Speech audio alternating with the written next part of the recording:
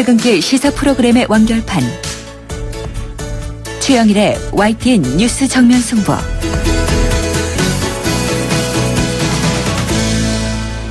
YTN 뉴스 FM 뉴스 정면 승부 2부 시작합니다. 오늘 새누리당에 이어서 내일은 더불어민주당의 새로운 원내대표가 결정됩니다. 현재 총 6명의 후보가 나선 상황이고요. 그 가운데 한 분, 사선의 이상민 의원 연결해서 원내대표 경선에 임하는 각오와 현안에 대한 견해 들어보는 시간 갖겠습니다. 이 의원님 안녕하십니까? 네, 안녕하세요. 네, 자, 이 원내대표 경선 얘기로 들어가기 전에요. 오늘 그 전당대회 개최 시기가 결정되지 않았습니까? 네네. 8월 말에서 9월 초 이렇게 됐는데, 자, 괜찮다고 보세요? 예, 저는 뭐 당내에서 그 원만하게 합의를 했으면 전당대회에 뭐 잘 원만하게 치를 수 있고, 그동안 너무 좀 부풀려서 요란스러웠다라고 생각됩니다. 네. 전당대회 여는 걸 누구도 반대한 사람 없고, 다만 시기 문제였는데 마치 전당대회 연기론과 뭐 조속히 뭐 전당대회를 하자라는 게 뭐 심하게 부딪히는 거로 생각을 했는데요. 네. 전혀 그렇지가 않았습니다. 그냥 시기 문제도 사실은 1, 2개월 차이밖에 없었던 거였고요. 네. 근데 이제 어쨌든 당원 당규에 따라서 전당대회를 빨리 열자, 물리적으로 가능한 범위 내에서. 다만 그 여름 무더위 시절은 피하고, 그러다 보니까 이제 정기국회 직전으로 이렇게 의견을 모았습니다. 네, 그렇군요. 자, 이 김종인 대표 입장에서는 시간을 좀 번 셈이 됐는데요. 자, 공식적으로 당권의 추호도 관심이 없다 이렇게 밝히지 않았습니까? 네네. 그러면 이 김종인 대표의 이 말을 이 의원님은 믿는 입장이세요? 그럼 믿어야죠. 저희 당의 네. 대표신데. 자, 그러면은요.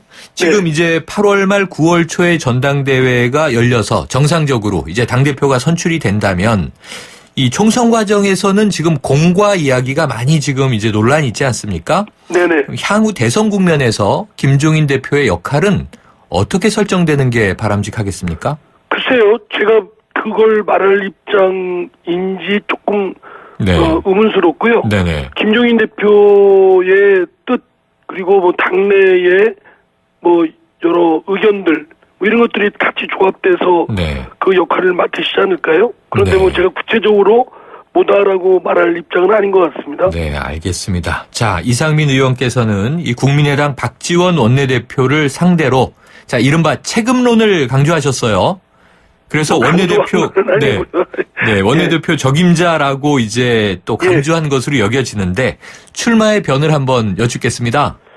예, 저는 우리 더불어민주당이 국민들로부터 정말 전폭적 사랑과 지지를 받을 수 있게끔 매력 있고 또 유능한 스마트 정당으로 거듭나도록 이끌고 싶습니다. 또 그럴 자신도 있고요.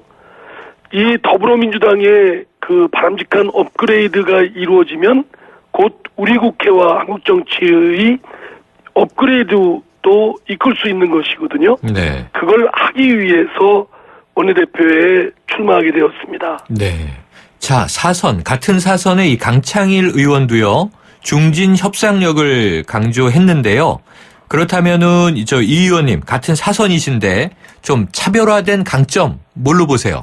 저는, 법사위원장을 2년 동안 했습니다. 네, 그러셨죠. 예, 법사위원회는 국회에서 다루는 모든 법률안이 본회의 올라가기 전에 다루는 곳이거든요. 네. 거기는 뭐 이제 뜨거운 쟁점 있는 법안들도 많고, 그래서 우리나라의 모든 입법적 현황과 앞으로 해야 될 과제, 뭐 쟁점 등에 대해서는 누구보다도 정통합니다. 그래서 앞으로 여야 간에 협상을 하더라도 지금 당장 협상에 나서라도 그러한 전문적인 식견과 이해를 바탕으로 해서 협상을 잘 주도하고 선도적으로 이끌 자신이 있습니다. 네. 자, 자신 있으시다 말씀하셨고요. 자, 그런데요. 이 언론 보도들을 계속 보니까요. 이 친문 변수 이런 이야기를 합니다. 그러니까 이번에 이제 친문으로 분류되는 의원이 이 원내대표 후보로 나오지 않다 보니까 이 친문 의원들이 적지 않은 수의 포진을 하고 있는데 어떻게 움직일 것이냐 이 변수로 꼽던데요. 이 판세 어떻게 보고 계세요? 이분들 중에 뭐 저하고도 친한 의원들이 있지 않습니까? 네네. 그래서 뭐 그룹별로 내부 토론을 하고 누가 적임자인가 네. 그 의견을 나누는 건 뭐 그건 오히려 바람직한 현상이죠. 네. 그리고 상당수의 그 의원들이 내일 이제 토론회와 정견 발표 등을 보고 네. 마음을 굳히겠다 이런 의견들을 많이 합니다. 그래서 저는 그룹별로 그 토론을 하고 자신들의 의견을 모으는 건 오히려 정당에서 바람직한 거라고 보고요. 네. 오히려 이제 부정적인 건 폐쇄적이고 자기들끼리만 이렇게 이해관계에 따라 우르르 몰려다니는 그러한 것들이 잘못된 것이지 뭐 치열한 토론의 끝에 어느 누가 적임자다라고 하는 그 판단에 이르는 과정은 오히려 적극 권유할 만한 일이라고 생각됩니다. 네. 자, 오늘 새누리당도 그랬을 것 같은데요. 더불어민주당도 초선 의원들의 또 입김 만만치 않을 것 같은데요. 초선 의원들 움직임은 어떻게 보세요? 초선 의원님들은 기존에 이제 재선 이상의 의원들에 대해서 그 직접적으로 이렇게 접촉한 그런 경험이 많지 않기 때문에 네.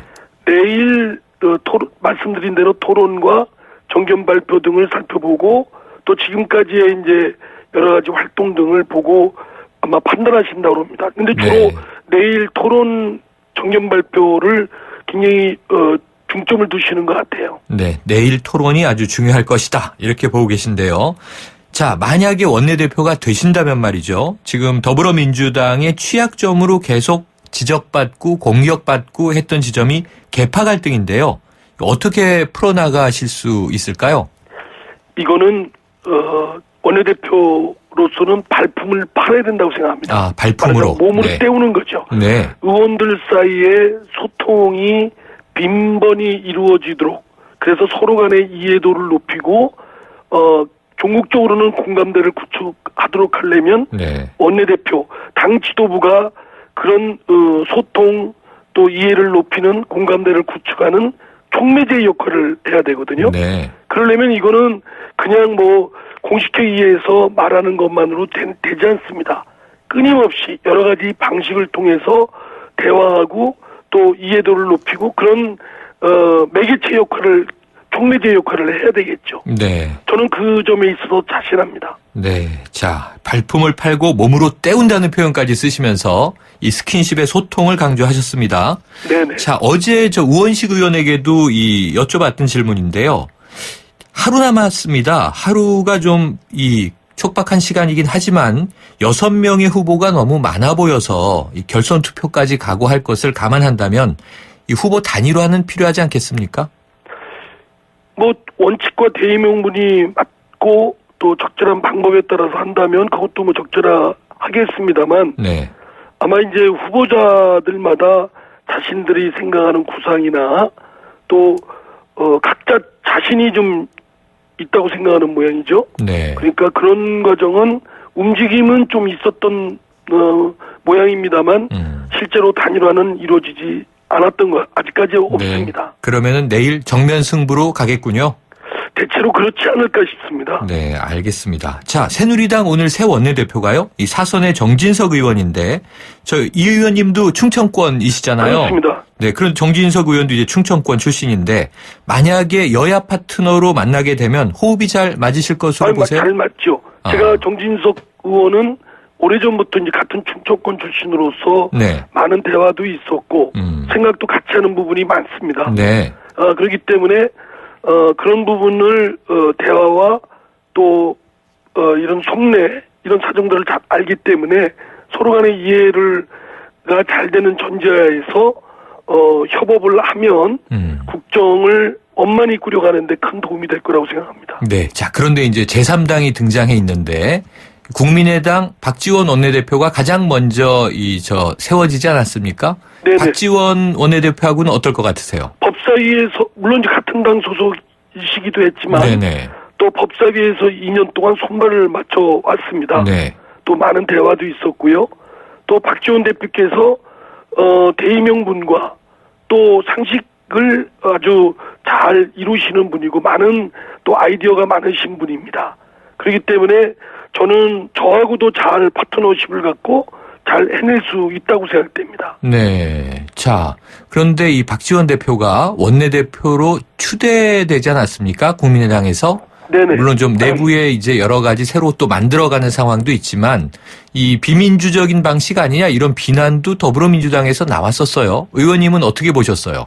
아니, 그거는 뭐, 국민의당 내부에서 이루어진 의사결정이기 때문에 네. 존중을 해야 된다고 생각되고요. 존중해야 한다. 네. 뭐 추대도 있을 수 있고 또는 뭐 경쟁도 있을 수 있고 뭐 네. 방식은 여러 가지 이에 의해서 이루어질 수 있겠죠. 네. 예, 거기에 뭐 강박이 있었다든가 네. 의사결정의 자유를 방해했으면 모르는데 스스로들 그렇게 의견을 모아서 한 거를 다른 당 분들이 갖다붙어 얘기하는 건 그건 예의가 온당치 안 맞다고 않다. 봅니다. 네.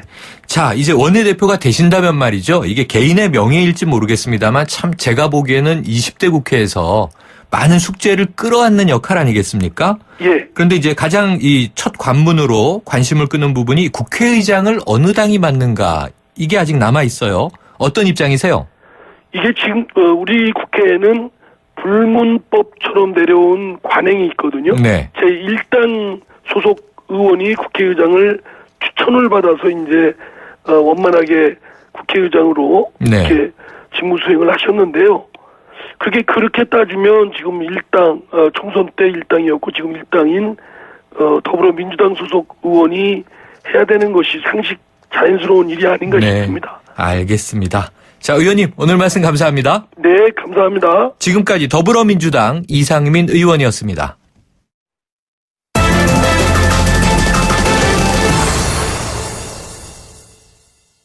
네, 이번에는 국제부 연결해서 국제뉴스 알아보겠습니다. YTN 국제부 임장혁 기자 연결돼 있습니다. 안녕하세요. 네, 안녕하십니까. 자, 이 갖은 막말로 말썽을 일으키면서도 공화당 대선 경선에서 독주를 해온 도널드 트럼프가요. 네. 이 공화당 후보가 되더라도 본선에선 힘들 것이다. 이런 전망이 그동안 지배적이었는데 이제는 상황이 점점 바뀌고 있다면서요. 그렇습니다. 이 올해 초까지만 해도 많은 사람들은 그 도널드 트럼프의 인기가 극단적인 공약 또는 막말로 그 미국 공화당 내 일부 보수 성향 유권자층에게만 그 먹히는 것이다. 그래서 일시적인 것이다. 이렇게 실제 공화당 후보가 되지는 못하지 않겠냐 이런 전망을 해왔습니다. 네. 그런데 공화당 경선이 진행될수록 트럼프의 인기는 오히려 더욱 치솟았고요. 지금은 트럼프가 공화당 후보가 될 가능성이 매우 높은 상황이 됐죠. 그러자 최근에는 트럼프가 공화당 후보로 오는 11월 미 대선에 나간다 하더라도 공화당이 필패다. 트럼프의 본선 경쟁력은 민주당보다 크게 떨어진다. 이런 전망이 더해졌습니다. 그런데 이달 들어서면서 상황이 완전히 달라지고 있습니다. 네. 트럼프의 반감을 보이던 그 공화당 내 이른바 비트럼프 세력이나 유권자층이 그 최종 후보가 트럼프가 되면 그래도 공화당 후보를 밀어야 되는 거 아니냐 이런 심정으로 트럼프에 결집하는 모양새가 지금 나타나고 있고요. 네. 최근 며칠 새 미국 내 여론조사에서 힐러리 민주당 대선 주자와의 격차를 좁혀 나가더니 급기야 오늘은 그 트럼프가 처음으로 힐러리를 앞선 여론조사 결과가 전해졌습니다. 어허. 지난달 27일부터 28일 이틀 동안 실시한 조사라고 하는데요. 그러니까 민주당 힐러리가 38% 그리고 트럼프가 41%입니다. 2%포인트 앞선 수치를 보였습니다. 그러면서 미국 대선 본선이 이제 그 예측이 불가능한 상황이 된 것입니다. 네. 이 트럼프의 막말이나 기행은요, 이게 어찌 보면 미국 내에서만 영향을 미치는 거지만 이 트럼프의 외교 역량이나 외교 정책을 보면 이제는 다른 나라들은 어떻게 되든 상관없이 미국의 이익만 생각하겠다. 이런 경향이 좀 뚜렷해 보이는데요. 네. 오늘 여론조사 결과 전 세계에 비상이 걸렸겠군요. 그렇습니다. 이 트럼프가 미국 대통령이 되는 상황이 현실적인 문제로 나타나면서요. 미국과 적대 관계에 있는 나라들뿐만 아니라 동맹들까지 우려가 큽니다. 트럼프가 그동안 보여준 그 외교나 안보, 경제 정책 기조가 지극히 그 미국 중심적이라고 할 수 있기 때문인데요. 당장 우리나라도 주한미군 방위비 분담액에 대한 인상 압박을 받게 될 것이 뻔한 상황이고요.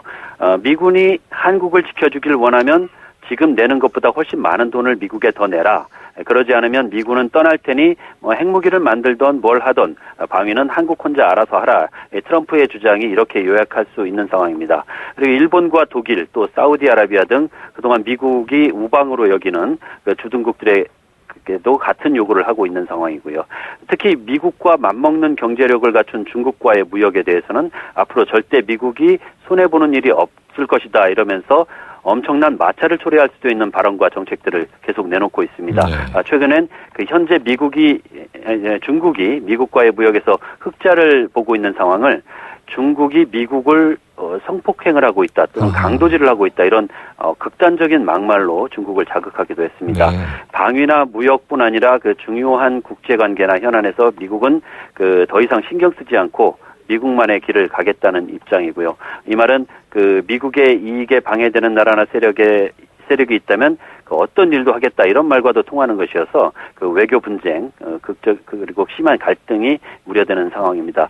영국 가디언지가요, 최근 각국 정치인과 외교관들을 대상으로 만약 트럼프가 당선되면 어떻게 될 것이냐 이런 견해를 물었는데요. 대부분 트럼프의 대통령 당선이 상상도 할 수 없는 손상을 가져올 것이다 이런 견해를 공통적으로 밝힌 것으로 전해지기도 이게 했습니다. 좀 국제적인 민폐가 또 걱정이 커지고 있군요. 네. 자, 이번엔 러시아로 가보겠습니다. 이 러시아가 올해 노동절 행사에 비가 오지 않게 하려고 인공 강우 기술을 사용했다고 하던데요. 이 인공 강우하면 비가 오게 하는 기술로 알고 있는데 비가 오지 않게 하려고 이 인공 강우 기술을 썼다. 얼핏 이해가 되지 않는데 어떤 내용입니까? 네, 말씀대로 인공강우는 그 인간의 기술로 비가 내리게 하는 것이죠. 그 노동절을 중요하게 여기는 러시아 정부가 큰 규모로 행사를 치르려고 이렇게 준비를 하고 있었는데 예보를 보니까 행사 날에 현지 시간 1일이죠. 노동절에 비가 올 가능성이 매우 높아 보였습니다. 그래서 러시아가 택한 방법이 인공강우였는데요. 미리 구름씨 뿌리기라는 기술을 써서 자연적으로 비가 올 시간보다 더 일찍 비가 내리도록 하는 방법이었죠.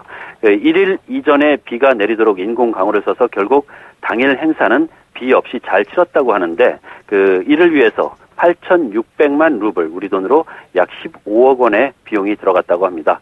러시아 말고도 중국도 이미 그 베이징 올림픽 개막식 때처럼 그 중요한 행사 때마다 인공 강우 기술을 쓰고 있는데요. 아예 그 800억 원 정도의 예산까지 책정해 놓고 있는 것으로 알려지고 있습니다. 네, 그렇군요. 이 환경적인 영향은 없는지 궁금하기도 합니다. 임 기자님 수고했습니다. 네, 고맙습니다. 지금까지 YTN 국제부의 임장혁 기자였습니다.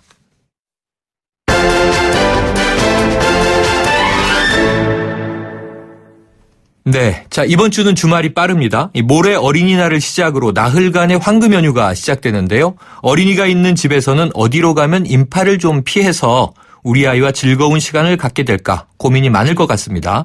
자, 오늘 뉴스 정면 승부에서 빅데이터 분석을 통해서 그 예측치를 알려드립니다. 빅데이터 전문가죠. 다음소프트의 최재원 이사 전화 연결돼 있습니다. 최 이사님 안녕하십니까? 네, 안녕하세요. 네, 이 빅데이터 분석을 통해서 어디에 인파가 많이 몰릴지 예측이 가능한가요? 네, 물론입니다. 그 일상을 분석하기 위해 사용되는 그 데이터는 우리가 그 일반적으로 SNS라고 불리는 이 블로그나 주요 카페, 그리고 이제 커뮤니티의 글, 또 트위터나 인스타그램에 게시되는 글을 분석하게 되는데요. 네. 그 인파가 또 많이 몰릴 것으로 예상되는 그 지역은 그 해당 일 이전에 어디를 가겠다, 혹은 어디를 가고 싶다로 표현한 글들의 그 장소를 추출해내서 그 언급 빈도를 갖고 분석하는 방법을 쓰게 됩니다. 네. 그러면은요. 자, 우선 과거에 SNS 분석을 통한 예측치가 있나요? 2011년부터 데이터를 분석을 했는데요. 네. 2011년은 뭐 놀이공원, 그리고 이제 동물원 순이었고요. 네. 2012년, 13년도는 이제 박물관, 갤러리가 놀이공원보다 더 높게 나타났습니다. 네. 네. 2014년에 이제 다시 놀이공원, 동물원으로 다시 바뀌었고, 네. 2015년에는 놀이공원과 또 한강도 이 어린이날 가는 곳으로 올라왔습니다. 아, 이게 뭐 트렌드라고 해야 될까요? 조금 엎치락 뒤치락 하는 느낌이군요. 네네. 자, 오늘 보도를 보니까요. 이 SK텔레콤이 내비게이션 서비스인 T맵을 분석한 결과가 나왔더라고요. 네. 지난 2년 동안 가장 많이 찾은 곳이 경기도 평에 이 아침 고요 수목원이었다. 이 기사를 봤는데 네. 2, 3, 4위가 모두 서울근교 아울렛으로 또 나와 있더라고요. 네네. 그럼 아무래도 이건 선물 사주러 간 거였겠죠? 제가 분석하기에는 그 아울렛만 가는 경우도 있겠지만 이 어디 다른 데 들러서 오는 길에 네. 최종적인 목적지가 결국엔 이제 그 아울렛이 되는 거죠. 내비게이션 네. 상에서는. 네. 그러니까 사실 어린이날 그 선물에 영향을 가장 많이 주는 인물은 아빠보다 엄마거든요. 네. 한 SNS상에서 1.3배 정도 영향력이 높다라고 나오는데 네. 그러니까 어린이들은 그 본인이 원하는 선물을 받기 위해서는 아빠보다는 엄마를 공략하는 게 사실 성공 확률이 높아요. 네. 아빠한테 얘기해봤자 이제 엄마한테 다시 허락을 받으니까 결과가 안 좋을 수 있고 네. 그래서 이제 엄마가 겸사겸사 이제 쇼핑을 해서 아울렛을 가는 경우도 있고 또 요새는 선물을 또 미리 사서 주는 경우가 많기 때문에 그렇죠. 예, 그러니까 5월 5일날 아울렛을 갔다는 건 뭐 어버이날이나 이제 스승의 날이 이제 5월 5일을 기점으로 해서 이제 이벤트들이 네. 나오거든요. 그러니까 이제 5월 5일날 겸사겸사 가서 어버이날이나 스승의 날 선물도 같이 사는 그런 아울렛 쇼핑이 어떻게 보면 이제 엄마들 입장에서는 한 번에 해결할 수 있는 또 본인도 쇼핑을 또 즐길 수 있는 그런 것들이 좀 같이 분석이 네. 되는 걸로 필요한 맞았습니다. 것을 쇼핑해야 하는 엄마의 결정력이었을 가능성이 높다. 이렇게 이제 해석해 주셨고 보여집니다. 그런데 네. 교통 빅데이터긴 한데요. 의외의 결과로 제가 본 것이 아이들이 좋아하는 놀이동산이 6위, 9위에 이렇게 올라 있어서 그렇다면 좀 이 사람이 많을 곳을 피해서 부모들이 행선지를 바꾼 걸까 이런 생각을 해봤는데 아까 또 이제 2011년부터 SNS 분석을 보면 놀이동산을 많이 간 걸로 나오지 않았습니까? 요거는 왜 그럴까요? 제가 보기에는 사실 이 행선지를 어린이날 바꾼다는 건 쉽지가 않아요. 왜냐하면 어차피 그 제한적인 그 어린이날 가는 장소들이 정해져 있기 때문에 하지만 이제 그때 상황에 맞게 좀 다른 어떤 그 목적을 좀 두려고 행선지를 좀 바꿀 수는 있어도 처음부터 이게 정해놓은 행선지를 그대로 이제 가는 계획대로 실행되는 것 중에 하나가 어린이날. 왜냐하면 어린이들은 미리 그걸 알고 움직이기 때문에 그걸 네. 바꾼다는 거 어린이 입장에서는 되게 좀 어렵게 받아들일 수 있어서요. 그렇죠. 네. 아이들하고의 이제 약속이라는 게 있으니까 그렇죠. 자 네네. 어디 가자 그랬는데 사람 많을 것 같으니까 다른 데 가자 그러면은 아이들이 상처를 받겠군요. 네, 힘들어요, 그거는. 네. 자, 그러면은요. 지금 이 시간 이 주제 관련해서 청취자분들이 가장 궁금해할 것 같은 질문 드릴게요. 올해 네. 5월 5일 어린이날 가장 많은 인파가 몰릴 것으로 예측되는 지역 어디입니까? 이 SNS에서 올라온 오늘, 그러니까 5월 5일 날, 네. 가겠다라고 올라온 내일 것들 모레죠. 자체는 그렇죠. 2016년, 고궁이 제일 높게 올라왔습니다. 네. 예, 이 고궁이라고 하는 건 이번에 좀, 경복궁, 창경궁 야간 특별 관람도 지금 진행되는 이벤트가 있어서, 네. 이 지난해보다도 한 그 관람 영역이나 개방률도 높아졌다고 하는데요. 언급량만 놓고 봐도 한 6배 정도 작년보다 높게 지금 놀이공원보다 높게 올라왔습니다. 그렇군요. 그래서 이번에는 지금 고궁에 가서 좀 약간 의미를 좀 두려고 하는 부모님들 분명히 있을 것 같고 또 한복을 입혀서 고궁에 가겠다라는 그런 글들도 많이 올라왔습니다. 그렇군요. 혹시 그럼 고궁 중에서도 어디 이렇게 나와 있나요? 일단 경복궁, 창경궁을 가장 많이 지금 선호하고 있고요. 네. 네, 그리고 그 저녁에 이제 야간 개장 때 가겠다. 그러니까는 놀이공원을 갔다가 저녁에 올 경우도 있을 것 같고요. 네. 그러니까 이제 고궁이 어떻게 보면은 이제 또 다른 이벤트로서 5월 5일 날 하나의 행사가 좀 될 것 같다는 그렇군요. 예측이 그러면은 되네요. 고궁 다음 순위로 나온 주요 행선지도 있습니까? 2016년도에 그 고궁 이후에는 그 고궁 다음으로는 이제 수목원이나 네. 또 이 극장에 가겠다라는 글들이 극장. 네, 네, 많이 있었고요. 근데 또 이번에 4일 연휴다 보니까 이 해외여행을 언급하는 비율이 작년보다 2배 이상 높았습니다. 네. 그래서 아마 붐빌곳으로 예상되는 장소 중에 하나는 인천공항도 분명히 붐빌 예정일 것 같습니다. 네. 자, 이게 100% 맞는다. 이렇게 볼 수 있을까요? 신뢰도는 어떤가요? 이 SNS 데이터는 본인이 그 거짓말을 올리진 않거든요. 네. 하지만 이제 그 대표성이라는 부분에 있어서는 이게 20대, 30대, 40대 어떻게 보면은 이제 그 연령대에 좀 제한적일 수 있다라는 측면은 있는데 네. 지금은 사실 SNS 데이터의 객관성이나 이런 부분에 있어서는 많이 신뢰도가 좀 높아졌다라고 할 수 있고요. 네. 어쨌든 중요한 건 어린이날 어딜 가도 사람은 다 많습니다. 그렇죠. 지금 네. 이 방송 들은 청취자분께서 나도 고궁 생각했는데 바꿔야겠어. 이런 분은 별로 없으시겠죠. 아까 말씀하신 그렇죠. 대로, 계획대로. 네. 자, 최 이사님. 네네. 모레 어린이날 어디 가실 예정이세요? 저도 저희 아이가 초등학교 4학년, 5학년이기 때문에 네. 어디 가긴 가야 되거든요. 어린이군요. 네. 네, 그래서 이제 근데 저희 애들도 평소에 많이 돌아다니는 애들이어서 뭐 그날 특별히 어디 의미를 두진 않아도 됐다고 해서 네. 야구 구경 정도 갈 계획을 요즘 어린이들이 야구장 좋아하죠. 예, 야구장 문화 많이 좋아졌거든요. 네. 네. 선택은 다 비슷한 것 같습니다. 저는 중학생 아이 데리고 아까 말씀하신 극장인데요. 요즘 네. 아이들이 좋아하는 블록버스터가 있더라고요. 네. 네. 맞습니다. 오늘 말씀 감사합니다. 네, 감사합니다. 지금까지 최재원 다음소프트 이사였습니다. 아유, 세 단계 종이 또 걸렸어? 정말 대본 하나 하려다가 미치겠네. 내가 진작 현대오피스로 바꾸라니까. 오늘 다 날 셀 거야. 이제 스트레스 받지 마세요. 사무기기 전문기업 현대오피스가 책임지겠습니다. 사무기기의 올바른 기준. 현대오피스. 5월 롯데하이마트 전국 동시 세일. 신제품 가격이 해피. 무이자 카드 혜택이 또 해피. 자전거 경품이 200대나 되니까 해피. 라미란도 스마트한 선택. 하이마트 5월 5일부터 29일까지. 경품은 행사기간 매장 방문 고객 중 응모자 대상. 자세한 사항은 매장 문의. 연일 계속되는 황사로 기분까지 답답한 경우가 발생하고 있습니다. 솔의 눈을 항상 준비하시기 바랍니다. 시원한 솔싹 추출물이 입안에 솔솔 솔바람을 불게 합니다. 이상 머리까지 시원해지는 느낌 솔의 눈이었습니다. 솔의 눈. 네, 2부는 여기까지입니다. 7시 뉴스 듣고 3부로 돌아오겠습니다.